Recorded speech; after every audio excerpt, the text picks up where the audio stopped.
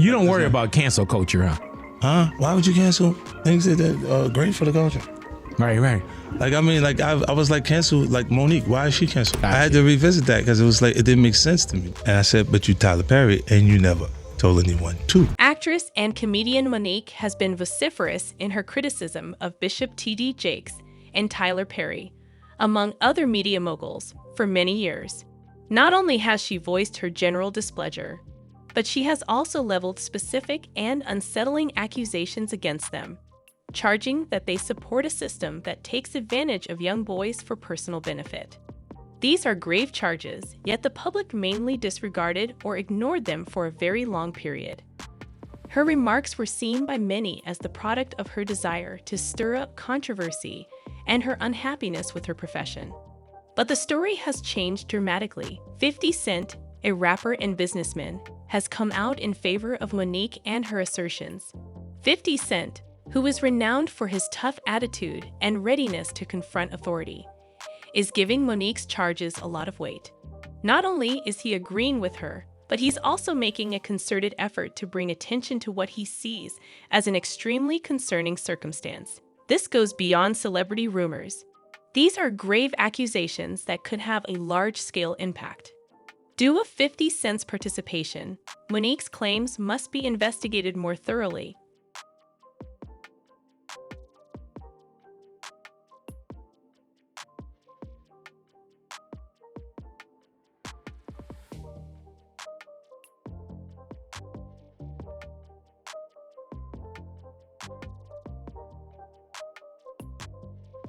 It's important to keep in mind that Monique has remained steadfast, notwithstanding all of the speculative activity, economic transactions, and power struggles.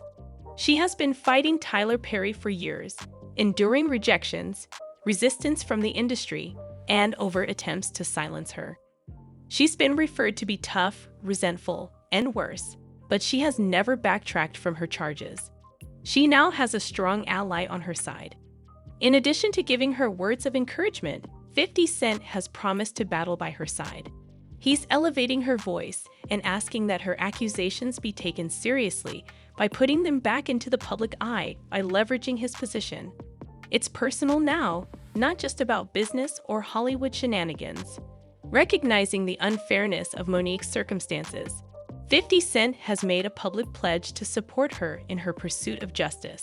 With 50 Cent's connections, money, and unflinching resolve at her disposal, Monique may finally have the power to shatter the glass ceiling and demand the responsibility she is due. This is a story about speaking truth to power, demanding justice, and standing up to oppression. It is no longer just a Hollywood production. All right, so you know how 50 Cent has supported Monique during this entire Tyler Perry controversy. He really did take it to a new level. Let me tell you, 50 was blown away when he attended Monique's stand-up gig over Super Bowl weekend. "Yo, Monique had me in a trance. That show was fire," he wrote on Instagram. He meant it, if not quite in those terms. It is obvious that 50 Cent is fully in support of Monique, and he isn't just talking the talk. He is putting his money where his mouth is by promoting her work and demonstrating to everyone that she is a force to be reckoned with. I'm telling you that with 50 on her side, Monique is unstoppable. He was hyping her up so hard, telling everyone they have to see her live, and then get this. He shared this mashup clip that Monique made mixing Precious with Power Book 2. I haven't seen it yet, but knowing those two, it's got to be wild. "I got to get Monique back in pocket," he captioned the clip, and it gets even better. 50 Cent isn't shying away from the blackballing issue either. He straight up said, "We only cancel stuff that's bad for the culture. We need you to win again now, Monique." He's basically calling out the industry for shutting her out and saying, it's time for her comeback.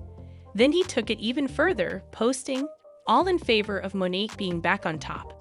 Say make it happen 50. Stop ******ing around." He's rallying the troops, getting everyone fired up for Monique's return. And you know what? The fans are here for it. The comments were full of people saying they want to see Monique in 50's Power universe. Can you imagine? With 50 Cent in her corner, hyping her up and calling for her comeback. I think Monique is about to show everyone what she's really made of. Get ready, world, because Monique is back. But why is all of this happening? Well, it's because of what happened with the movie Precious. Do you remember how Monique has been saying she was blackballed after Precious? She's always pointed the finger at Lee Daniels, Tyler Perry, and Oprah, saying they shut her out because she wouldn't do those unpaid press tours. They'd always denied it. But get this, Monique was on this show, Turned Out with T.S. Madison, and she dropped a bombshell. She said Tyler Perry finally called her to apologize for how she was treated, and apparently she recorded the whole conversation. The show's host even said she's heard the recording. So it's not just Monique's word against theirs anymore.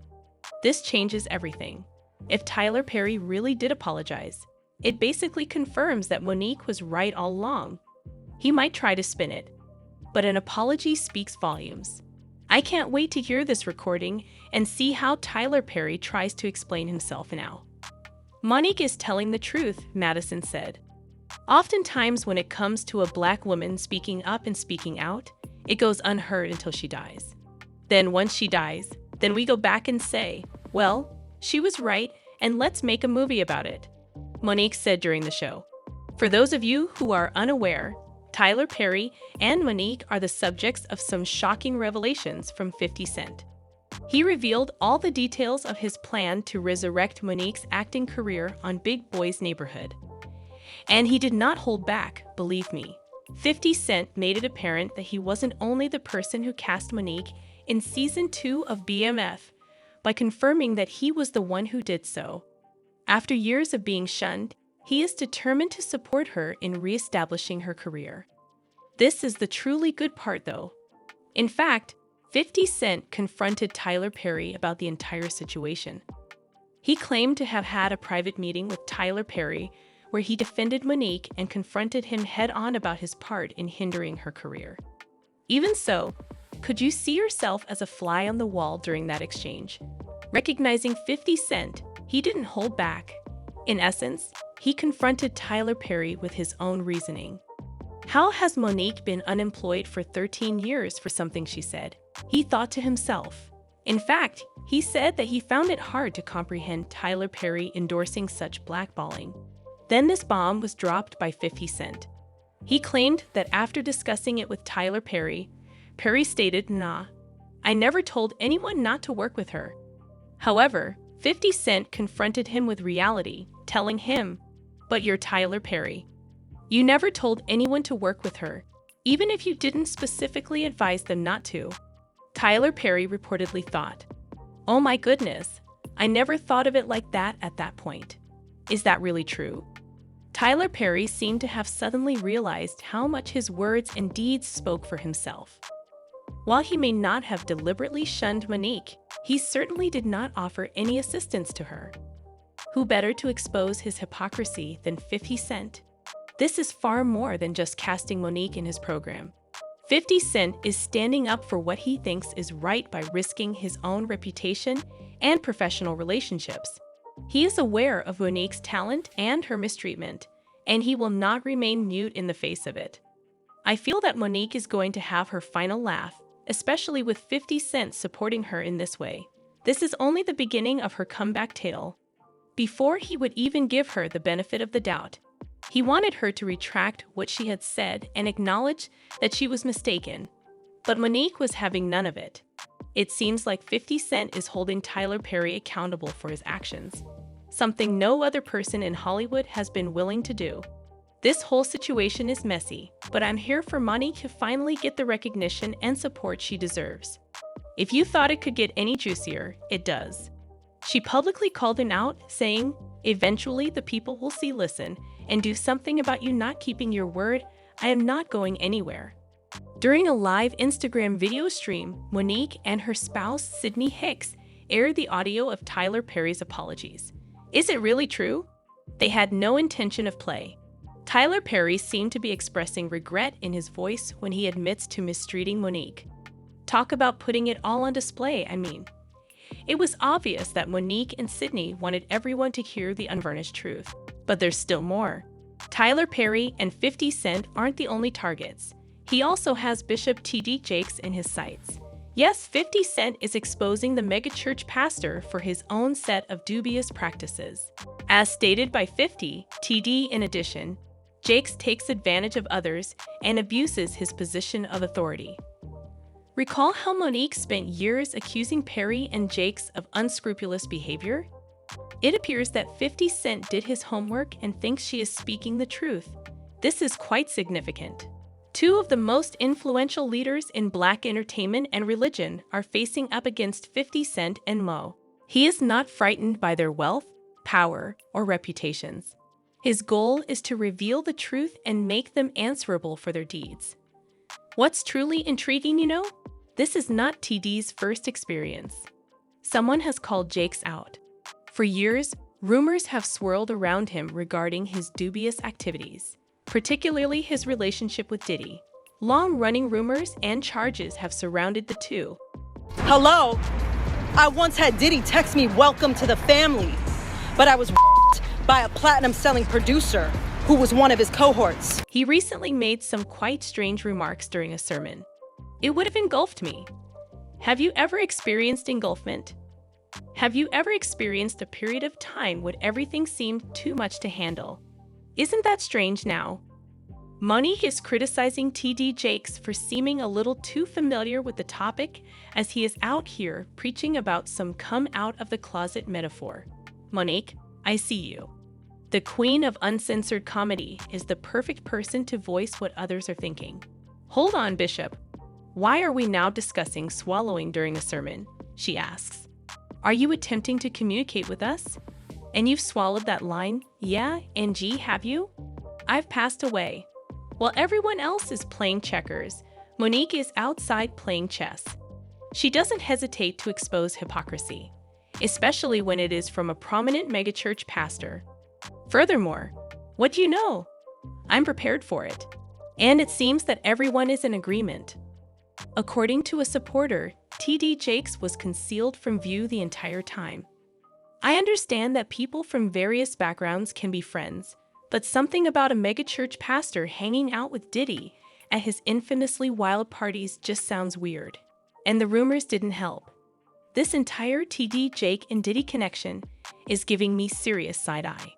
There were rumors circulating that Jake was too close to some dubious activities taking place at those events, and that he must be involved in them. Although it damaged his impeccable reputation, Jakes deserves credit for his ability to remain composed in the face of difficulty. He continued to preach, carry out his routine, and maintain that he had nothing to conceal.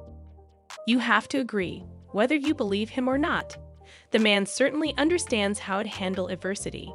Nevertheless, there seems to be more to this whole narrative, don't you think? While Monique's criticism of TV Jakes is admirable, Diddy's former bodyguard is suddenly endorsing her. Things just became serious. Here, we're not talking about some unknown person. Gene Deal was Diddy's right-hand man, the man who witnessed everything, so when he claims to have seen TD Jake at his parties, you can be sure he's telling the truth. Moreover, the details Gene is providing seem to match exactly with what Monique has been saying, according to two entirely different sources that corroborate each other's account. Man, what I think about it is this, when I grew up in the church, the sinners was not supposed to have the same atmosphere with the saints. You have to be able to separate the two. So I'm looking at him as a saint going to a party that ain't nothing but sin, drinking, maybe fornication, man on man, woman on woman, he on she. But maybe he there to lay some hands on somebody. Maybe he there to save some souls. I know he got a contract with Revolt, so I'm just like, it's just real strange that he would be found at any kind of Diddy party or any kind of place with Diddy unless it's in a business atmosphere. So now what he's doing is he's making, man, he making the Christians look real bad right about now. And you been to these parties, right? Oh yeah, I was there when he was doing the white parties in the Hamptons and the whole 9 yards. So I know what goes on at the parties. If, they probably got a little bit more freakier, as time went on, because they got to the point whereas that they didn't even care. It used to be secretly, where people used to go to, separate rooms and different rooms, and they wasn't doing that out in the public, but now they don't care. Men kissing men and all this other man, it's crazy. It's hard to even talk about why would you find a religious man, when you know that the saints supposed to separate themselves from the sinners, and why would a religious man like himself be at a party which ain't nothing but sin that's going on, bro? Whether it's drinking, maybe fornicating, maybe, like I said, men on men, women on women. It's hard to put in perspective unless he's involving himself what is actually going on at the parties. It's hard, brother. Bruh, you can't, I really don't know why, as a spiritual advisor to him, that they buddy while he got a party with him like that and be at his parties. It's got to be, maybe it's something more that meets the eye.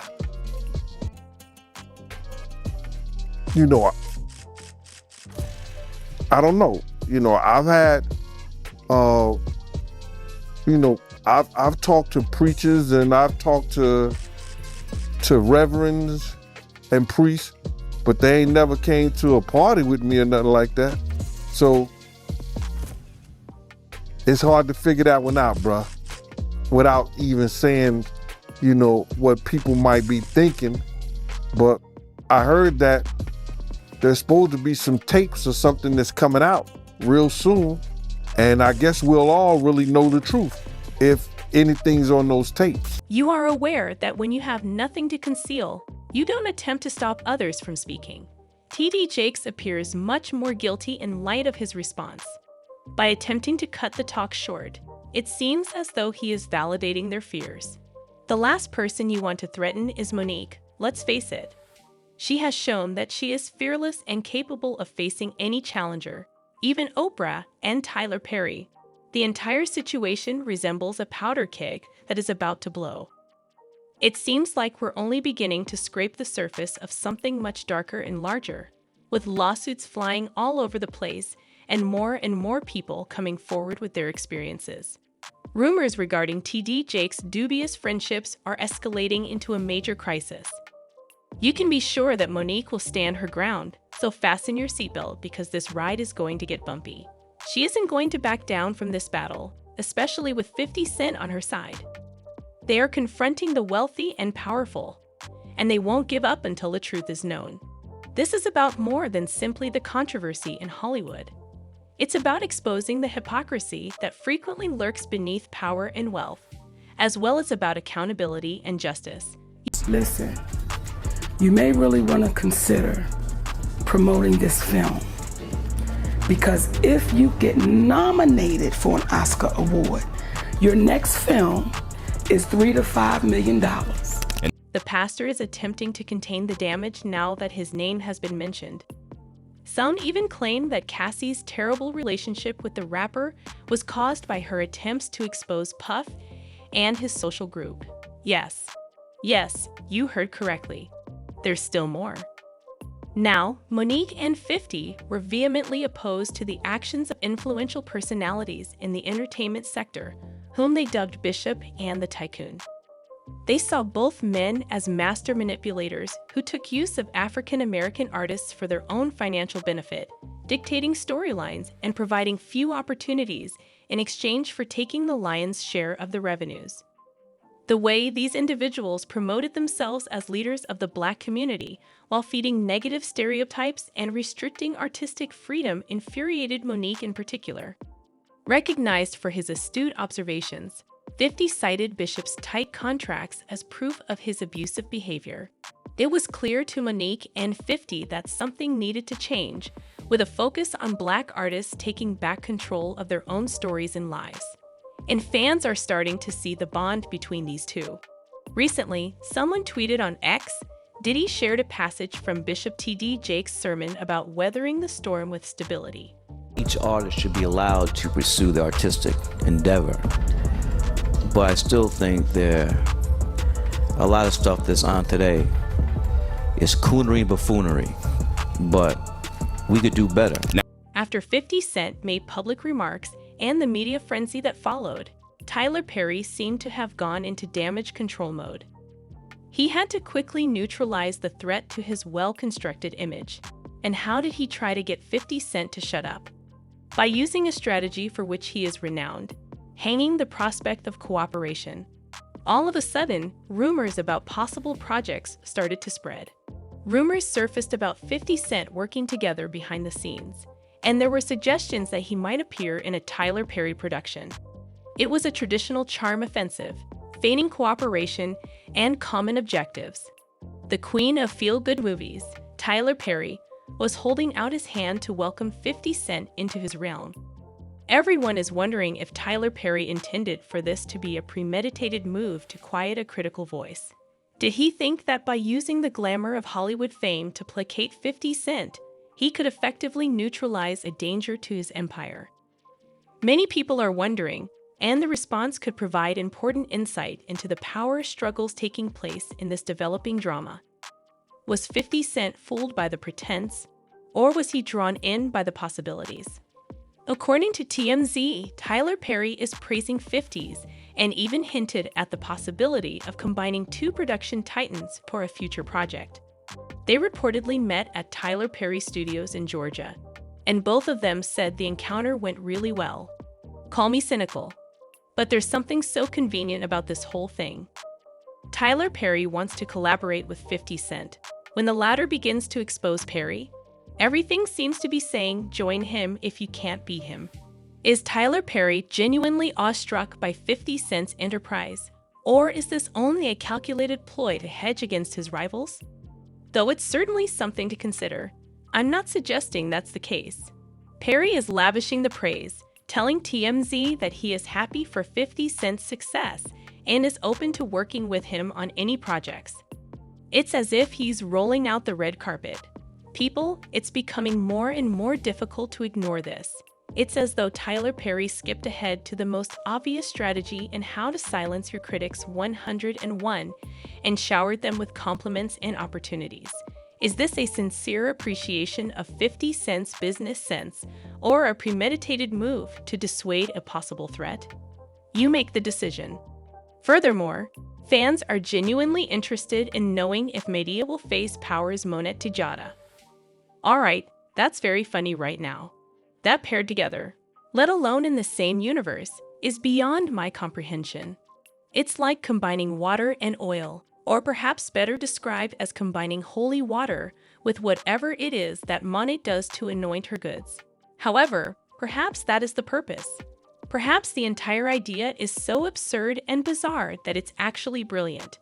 You have to admit, Tyler Perry is essentially attempting to purchase 50 Cent's silence, so it's kind of like a shiny thing used as a distraction tactic. It functions. Rather of discussing the real claims that sparked this whole controversy, everyone is focusing about Medea and Monet. Tyler Perry is an expert at deceit. I'll grant him that, and to be honest, Perry seems to be succeeding with his ruse. Tyler is out there praising 50 Cent, but in recent days, 50 has been notably less critical of Perry. Fans are guessing and raising their eyebrows in response to this abrupt change in tone. Some people firmly believe Perry is playing chess rather than checkers. They think he's figured out a way to use the prospect of successful partnerships as leverage on 50 Cent, forcing him to comply. They contend that 50 has first-hand knowledge of what transpired to Monique when she dared to question the Hollywood establishment. Is he prepared to take a chance on suffering the same outcome, particularly with someone like Tyler Perry, who has such great success potential? Some believe that 50 Cent is just cooperating and utilizing Perry's own strategy against him. They regard it as a calculated move, a means of gaining access to Perry's power and resources, while surreptitiously arranging his next course of action. The quiet in this case is really a front, a premeditated calm before the storm. What is truly happening behind the scenes will only become clear with time. That being said, this is by no means finished. Tyler Perry and 50 Cent are playing to win, and the game is on. So, what are your thoughts? Is 50 truly afraid of the studio head? People automatically assume he had to have done something because you hear how everybody would, you get this role in Hollywood, you had to have done something. So now all of a sudden my podcast is moving up the ranks. What both you of do? them. So people automatically assume, man, look here, man, I don't play like that. What's more important to you, credibility or going viral? A lot of times, Cam, I don't even know. I didn't know it was going to go viral. A lot of these clips that go viral. I don't think they could cancel Shannon Sharp. You know why? He's too popular with everyday black people. Shannon Sharp, Snow Bunny Shannon Sharp, he has a podcast. And he interviewed Cat Williams, and Cat Williams exposed everybody. Shannon Sharp played the whole interview. Before Shannon Sharp interviewed Cat Williams, he interviewed Steve Harvey. Steve Harvey felt, Oprah felt, that Shannon Sharp should have been a little bit more protective of the reputations of the persons discussed on his platform. And he was not so when interviewing Cat Williams, and he has not been so when interviewing other people as well. Shannon Sharp broke the Hollywood rule. Things are going to become really interesting, guys. Shannon Sharp is not one to back down, is he? He has now come out against Tyler Perry and Oprah for supposedly attempting to ruin his career. Furthermore, what do you know? This isn't just a haphazard rant. The queen of keeping it real, Monique, has long said that Oprah and her entourage have a tendency to silence black talent, particularly if they dare to defy authority. But no one was interested in listening then. Monique's truth was disregarded and treated as insignificant. However, right now, these same thoughts are now being expressed by Shannon Sharp, a legend in the athletics world and, as of late, an internet celebrity. It appears that they misjudged the people they were interacting with. There's going to be a mess, but you know we'll be here for the whole thing. Yeah, I'm telling you this, and I want somebody to send it to you. And I've been seeing it in the chat. Y'all know who I'm talking about. I don't know who you're talking about, but I'm with you. My name again, and I'm gonna release the DMs because you're lying. Yeah. You said I reached out to you to come on Club Shay Shay, and you a mofo lie. But hold on, what actually transpired? As you can see, Shannon Sharp was doing something right. He would have these famous people on his show, and they would talk like really talk, not just the standard PR-approved spiel, but actual casual talks. Shannon had a certain way about him. Even though you were, a major celebrity, he made you feel like you were just talking with a friend. People adored it. Seeing these legendary people be honest, transparent, and share their experiences was energizing. There was a brief period of time when everything was positive. This is what we're trying to accomplish, and this is showing the negative side of this other society, and this is our hero. It's our hero who's going to go do America's bidding and go over there, and you're like, okay. And those movies are successful, and so they continue this relationship, and you become a bit of a propaganda arm for the government, and in turn they don't with you. Then he turned on Cat Williams. Cat is a different breed, isn't he? Funny guy, for sure, but he always had that edge to him that said, I'm going to be honest even if it hurts. Everyone was aware that this interview would be unique before it began. The energy in the air was almost palpable, and it really did not let me down. Pat made a bold entrance. He was discussing anything and everything, personal matters, social concerns, you name it. And he wasn't trying to mince words. I remember when I did Cam, I remember getting up and I turned back and I look at my Cat, and I look at my producer and he's shaking his head. I'm like, oh man, we done messed up. So I'm like, what did I say? Yeah. Did I say something? Did he like, this is gonna be the talk of 24. No way. It was quite captivating because of that. You was unable to turn away. It was as if you were seeing a slow-motion vehicle disaster, only instead of a car crash, you were staring at a burning societal commentary. Things were never the same after that interview. All of a sudden, everyone was glued to Shannon's show. These days, it was more about the talks than it was about the big names and the potential for another explosion of truth. Shannon was just keeping up with Cat Williams, who didn't just raise the bar, he blew the darn thing up. I don't. I've never been propositioned. I've never been approached. I work, I try to create the best content that I possibly can. I try to create content that I feel that my viewing and listening audience want to see, want to hear, and that's the team that I've assembled. That's our job, is to try to create the best content. Indeed. Following the release of that Cat Williams interview, things were, to put it mildly, intense. You see, Cat didn't just say what was on his mind. He also called out several huge names in the industry, including A-list celebrities and heavyweights. And let me tell you, he didn't hold back. This is gonna be viral for the whole year. I said, come on, man. I say, so I'm thinking at that point in time, Steve Harvey is my is my most viewed podcast. He's at 8 million. I said, you think we're gonna beat Steve? He's like, yeah. I'm hoping for 10 million. Yeah. That's all, Cam, if I get 10 million, I'm like, that's a pretty good interview. Yeah. Think about how few people that's in this space that interview people that don't get 10 million. For sure. So if I get 10 million, that's one of the biggest podcasts. Now, that's not Joe Rogan's numbers, but that's pretty good for an up-and-coming podcast. So I felt good. The retaliation was severe and quick.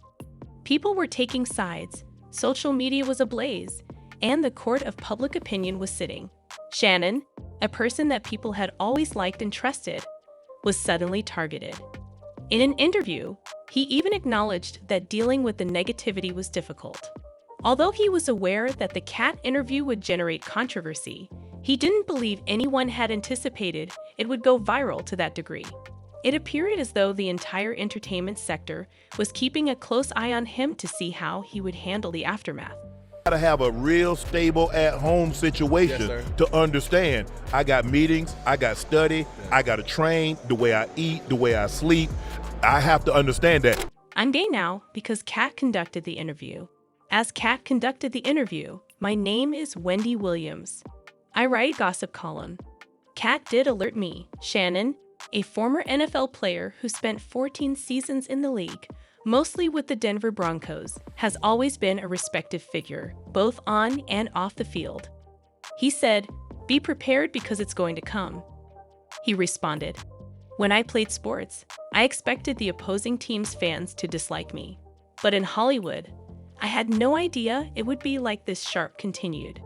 I would be lying if I told you I expected this, and it got personal to people were coming at him for everything, even attacking his quality. He moved from playing sports to doing sports commentary with ease, appearing frequently on ESPN's First Take with the inimitable Stephen A. Smith, and going on to achieve even greater success with his own podcast, Club She. He had kept his reputation as a straight shooter, someone who always gave respect while calling things as they were throughout it all. Therefore, it truly hurt to have people disparage his reputation, call into doubt his morality, and circulate false information about his legitimacy. In an interview with The Hollywood Reporter, he even said that dealing with the homophobic attacks was the most difficult aspect of the backlash. It just served to highlight how nasty things can get and how easily people will turn their disagreements into personal attacks, particularly in the frequently poisonous realm of social media. He claimed that social media has a big influence when someone persistently questions a straight man's sexual orientation. In 2016, a man made it to the White House and started saying things over and over again, to the point where people began to believe him. People will accept statements you make as true even if they are false if you say them often enough. Sharp continued, it's not acceptable to say somebody is gay. You cannot persuade me that it is acceptable. It's not. Furthermore, It extended beyond merely anonymous trolls on social media. In their stand-up acts, other performers Mike Epps and Eddie Griffin even poked fun at Shannon's F** in reality. The damage was done even though both comedians later expressed regret. It just demonstrated how nasty things could get and how fast people, especially in the frequently poisonous realm of social media, would resort to personal attacks when they didn't agree with you. Sharp told Dar that individuals frequently hide things in jokes. I felt very, very good because I knew the size of the lady game. Rocks, yeah. No did it, Pete Paul's now. I'm just saying. I just knew that. Cause I know they just wait. They wait to Yeah, get us. they waiting on you. We knew I'm talking about in basketball terms. Don't y'all be going this. So I'm gonna go ahead. I'm just the one time. I'm saying it for Ocho and I on Nightcap. No did it. It wasn't just any interview that Cat gave. The man went on a nearly 3-hour tirade about everything and everyone. He had issues with people in the entertainment business, Hollywood, the music industry, you name it, and even with party invitations. Cat suspected that Cedric, the comedian, had stolen his jokes. It seemed to be a long list of grievances that Shannon had expressed. It makes sense why many were upset. It was like witnessing someone throw a bomb into a celebrity-filled room before leaving Cooley, and Shannon, whether he meant it or not, became the one with the pin.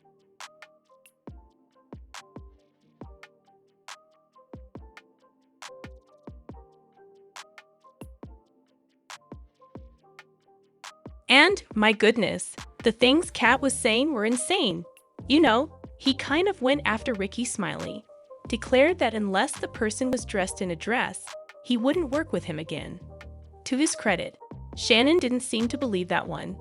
He inquired even as to Cat's reasoning for including such a thing in a contract. But Cat, he went all in, saying something along the lines of, "That's where he's a credible actor. He plays good women, and Tyler Perry can't portray a male to save their lives." Can you even begin to comprehend the absolute disdain and audacity? It appeared as though he was attempting to make everyone laugh. Sadly, it was successful.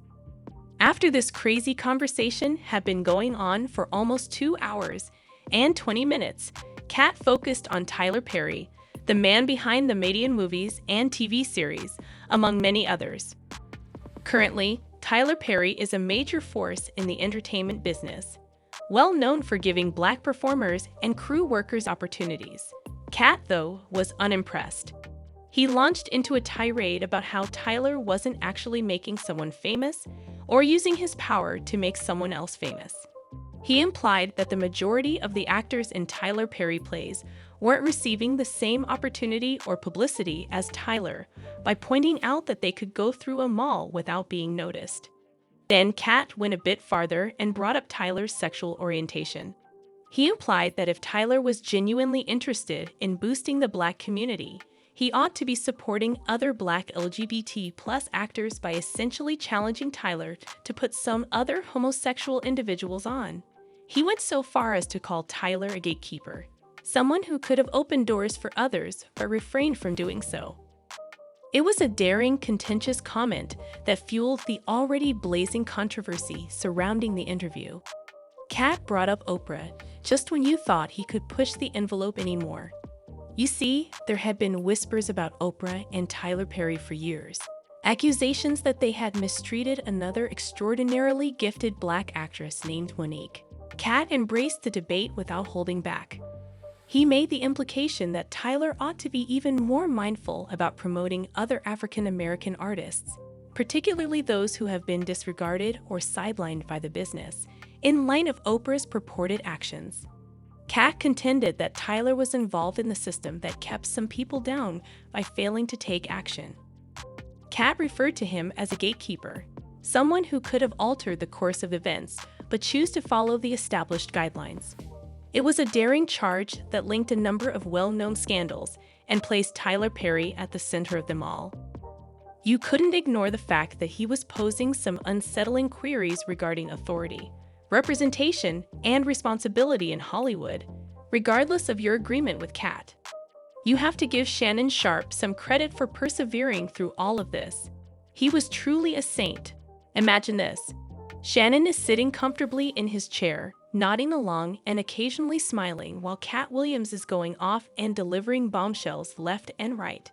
He embodied the saying, "I'm only here for the tea." With Tat, he realized he had a live wire on his hands. Someone who wouldn't back down from a controversial statement, consequences be damned. And rather than try to control him, censor him, or change the topic, Shannon chose to back off and let Tat do his thing. He was the epitome of the hype man, establishing an environment in which Tat was free to let his hair down, even if it meant upsetting some very influential people. But Tyler Perry and Oprah? Yes, they did not find it funny. They were reportedly furious that Shannon provided Tad with a forum to express all of this dirty laundry. They interpreted it as a betrayal, an indication that Shannon was picking a side in this convoluted Hollywood play, and they believed he had made the wrong decision. It seemed to them that he had given Tad a platform and a spotlight, enabling him to openly belittle them without any opposition. It was very painful for Oprah. Her profession had been based on her advocacy of positivism, empowerment, and speaking up for the voiceless. It hurt a lot to have someone on her alleged friend's platform call her a gatekeeper and implicate her in preventing others from moving forward. It made her defensive and called into question her carefully constructed persona. Tyler Perry was apparently even more incensed. In the process of building his empire, he had given innumerable Black performers and crew workers opportunities.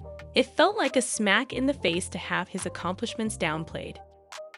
His intentions called into doubt, and his sexuality turned into a weapon against him.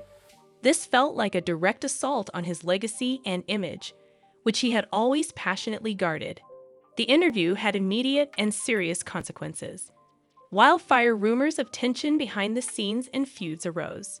People chose sides, relationships were forged and shattered, and the entire incident turned into a cautionary tale about the influence of words and the erratic behavior of public figures.